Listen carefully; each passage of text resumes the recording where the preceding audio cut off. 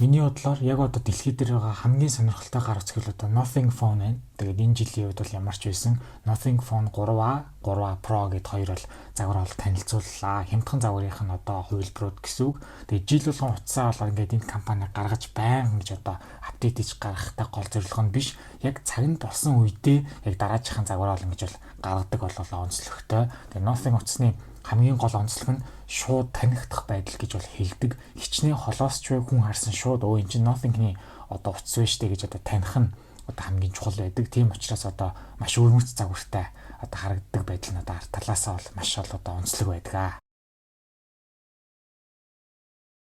Гар утсаа танилцуулахдаа бол заавал нэг амар тийм том нүсэр зүйл зохион байгуулах шаардлагагүй маш энгийнээр бол шийддэг гэж хэлж болно. Хэрвээ та нар санаж ивэл Nothing Phone 2-ыг танилцуулахдаа зүгээр нэг YouTube-ыг авчираад хажуудаа суулгаад зүгээр яг vlog хэлбэрээр бол танилцуулж исэн. За тэгээд энэ удаагийнх болохоор одоо тэр Nothing одоо яг энэ компани яг тэр дэлгүүр дотор нь яг зогсоод яг хоёр хөтлөгчтэйгээр цуг бол одоо ингээд танилцуулж бол эхэлсэн. За тэгээд яг дараалалаар юу ярих вэ гэсэн чинь ер нь бол одоо дизайныг ярина. За тэгээд үзүүлэлт болон камер, за тэгээд essential space гэдэг AI-тай холбоотой зүйлийг ярина. За тэгээд үн эзэг гарахыг нь бол одоо ярина гэж ерөнхий точ агуулга өмнө бол дурдсан байсан. Хамгийн онцлог зүйл нь мэдээж хэрэг ард талаасаа яг ямар хөө байдалтайгаар өөрчлөсөн бэ гэдэг зургуудыг бол явуулж гисэн. Мэдээж хэрэг гурвалсан камер болж ингээд эхэлсэн. Ингээд ойрын одоо шотуудаас нь харахад бол маш одоо загварлаг. За ялангуяа тэр цэнхэр өнгийнх нь гар утас нь бол одоо маш гоё бол харагдчихсэн. Тэгээд өөрөөс нь асуухад бол аль нь ер нь хамгийн их зарагдах вэ гэхэд бол өөрөө бол ер нь бол хар өнгийнх нь л байх та гэж бол хэлж ийсэн. Одоо ямар зүйл асуумаар байна гэдгийг нээлттэй үлдээд хэд асуулт бол ирсэн. Тэр дундаас хамгийн онцлог нь бол яг та ер нь буцаад одоо OnePlus руугаа ер нь одоо нэг төгсч ер нь хизээч үгүй гэдэг жоо шоглоо маягаар бол хэлжсэн. Тэр нь бол их сонирхолтой бол үе бол байсан. За тэгээд хамгийн гол онцлог нь 3A 3A Pro 2 дээр маань ерөөсөө камер бол өөрчлөгдсөн. За тэгээд хоорондын ялгаа нь юу вэ гэхээр нэг бүрчлэн дурдаад явал за энгийн 3A маань болохоор үндсэн камер нь мэдээж хэрэг 50 мегапиксел. За татж байгаа камер нь 50 мегапиксел. За тэгээд өргөн өнцгөр дарж байгаа ультра wide камер нь болохоор 8 мегапиксел. За тэгээд уртлынх нь селфи камер нь болохоор 32 мегапиксел.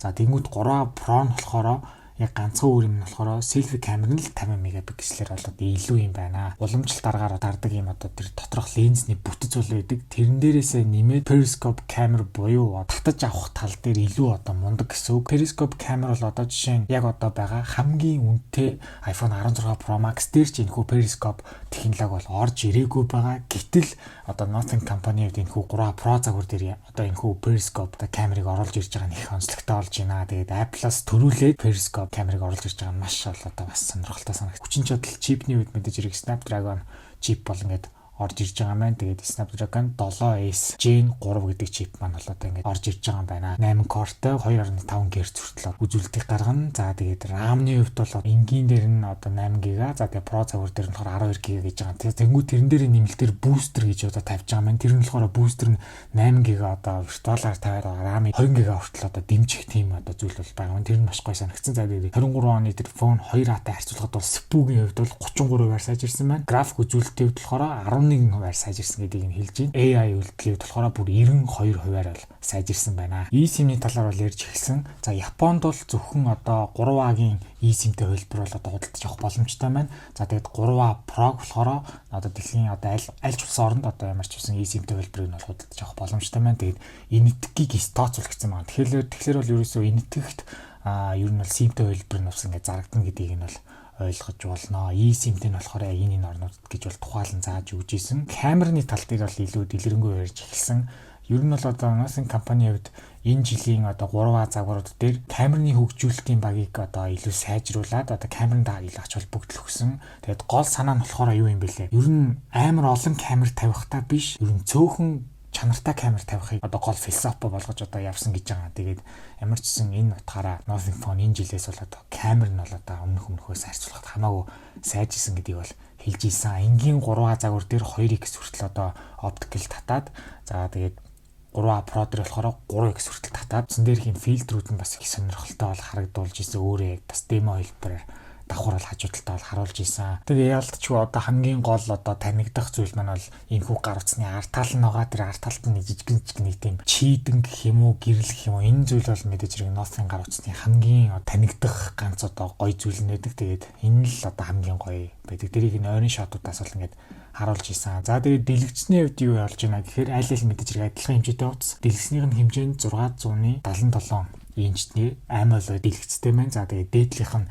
дэлгэцний асах утга нь болохоор 3000 ниц. За тэгээд 120 Гц-ийн одоо ингээд дэлгэцтэй юм байна. Тэгээд ийм хямдхан гар утсан дээрээ одоо яг ийм мундаг дэлгэцийг тавьж ийн гэдэг нь бол нэг талаараа маш ингээд авааштай болж байгаамаа. Батарей болон цэнэглэх тал дээр аль аль нь USB-C порттой, аль аль нь 5000 мАh утгатай. За тэгээд RAM-ны хувьд болохоор энгийн 3.8 GB-аас одоо ахиулж болно. Харин 3 Pro нь болохоор 12 GB-тайгаар ингээд гарч байгаа юм байна. Гар утсан дээрх төгждөг товчныхоо доод тал нь юу нь бол нэг шинэ товчлуур бол байгаа. Тэрийг нь өөрсдөө нэрлэхдээ бол Essential Key гэж бол нэрлэж байгаа юм байлээ. Ер нь бол одоо химэл оюухантай холбоотой үйлдэлийг хийхдээ энэ товчон дээрээ дарна гэсэн үг. За жишээ нь ингээд дэлгэцэн дээр ямар нэг юм харж илаа гэж бодоход шууд тэр товчон дээр удаан дараад тэр одоо химэл оюуны үйлдэлүүдэд оруулаад зүгээр биеийн цагийг авахыг надад сануулад өгөөрэй гэх юм бол одоо тэрий чинь essential одоо аппликейшн дээрээ ер нь бол AI тийм одоо зориулсан тийм тусгай аппликейшн дээр чамд сануулах гад дараа нь ингэж одоо тэмдэглэл маягаар ингэж бол хадгалаад явах юм байлээ. Тэр нь бол янз бүрийн зүйл дээр ажиллана. Ганцхан дэлгэцэн дээр ч ажиллахгүй. За тэгээд камерын дээр хүртэл ажиллах юм байлээ. Тэгээд зүгээр home screen дээр явахд хүртэл юу ч хамаагүй хэлсэн. Хамгийн гол нь тэр бүх зүйлсийг чинь essential key-гээрээ дараад тэр essential application руугаа яг тэмдэглэл маягаар химэл оюухан чинь таниад чам дараа нь сануулгах зорилгоор л ажиллах юм байлээ. Тэр нь бас их сонирхолтой санагдсан. За тэгээд бас нэг сүлд нэг сонирхолтой юм хэлсэн нь яг энэ хүү essential одоо key-г ашиглаж байхдаа уцаа ингээд доош наруулаад тавьчих юм бол яг тухайн үед яг юу ярьсан гэдгийг тэмдэглэлийг бол бүр ингэ хөтөлчих юм билээ. Чи надад ямар нэгэн хурал цуглаан байлаа гэж бодоход өөрөө ингээд яг оролцож амжихгүй ч юм эсвэл газ гарах шаардлагатай болох юм бол яг одоо essential key-г ажилуулад уцаа яг гарнууд ингээд доош харуулаад тавьцсан хаагуур чинь яг юу ярьсан тэр одоо юу ярьсан тэр нэг гол санаа нь юу байсан гэд яг цаадалт нь AI ажиллаад одоо бүгднийг товч агуулгаар нь базаад ингээд чамаг байхгүй нэг ажиллах юм байлээ. Тэгээд тэгсэн чинь хажуудлага нь хөтлөгч нь болохоор яг нэг хүн амт намайг муулах дараа нь ингээ уцаа үлдэж үлссэн нэрээ хор үлд болох юм байдаг гэд хошигнох байдлаар бол хийж илсэн. За тэгээд энэ бас их сонирхолтой үйлдэл санагдсан. Дэлгэцэн дээр widget маягаар бол одоо яг өөрийн чинь тэр тухайн одоо essential key-тэй холбоотой зүйлсүүдийг ингээ reminder байдлаар харуулах юм байлээ. Тэгээд өөрөө тэг хэрэг болсон бол чеклээд ингээ алга болгоод бол ингээ явах юм байлээ. Бид энэхүү Nothing одоо компанида AI гэж одоо нэг одоо голж яриад байдгүй. Ягаад гэвэл одоо AI бол зүгээр л одоо технологи. Тэгээд бид технологи яаж ашиглах нь л одоо чухал асуудал байдаг. Тэгээд тиймээс одоо бид нар заавал ингээл AI гэж одоо попрохтой биш ингээд энгийнээр технологи гэж одоо яригдж явах юм гэдэг нь маш гоё бас ингээд энгийн бол одоо санагдсан. Өнгөний сонголтын хувьд бол энгийн 3 ван болохоор 3 өнгөтэй гарч байгаа. Хар цагаан цэнхэр.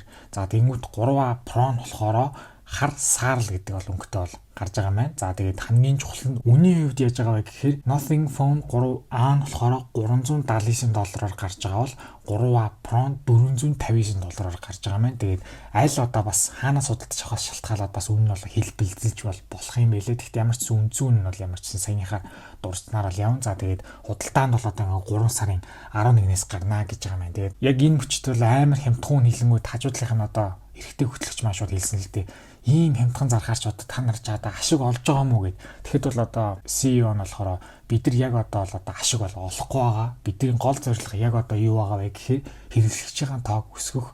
Тэгээд одоо зах зээлд эзлэх байр суурь авахын тулд одоо олон хэрэглэгчтэй болох тийм зорилготой байгаа. Тэгээд цаг хугацаа явахын хэрээр бид нар илүү одоо мундаг одоо хүмүүсийг одоо компанитай нэгтгээд одоо илүү одоо чанартай одоо төхөөрөмж одоо гаргах дээр бол анхаарал явах одоо зорилготой байгаа. Тэгээд одоогийн зорилго бол ямар ч байсан цөөхөн тооны хэрэглэгчтэй одоо өсөх зорилготой 0.1% л одоо эзэлж байгаа юм байлээ. Гар утасны зах зээл дээр ерөөсөө тийм бага эзэлж байгаа. Энийг л одоо дээш нь одоо өсөх зорилготой гэж бол өөр бол хэлж ийсэн. За тэгээд ивентний төгсгөлд яг одоо хоёр хөтлөгчтэйгээ гар бариад за тэгээд би ажлаа бодъё даа гэж зөвхөн гараад талхаж байгаа. Тэгээд энэ байдал нь бол маш энгийн байдлаар ивент нь үнэхээр явагддаг гэдгийг дахиж нэг сануулж байгаа юм шиг бол дүүрсэл явсан байгаа.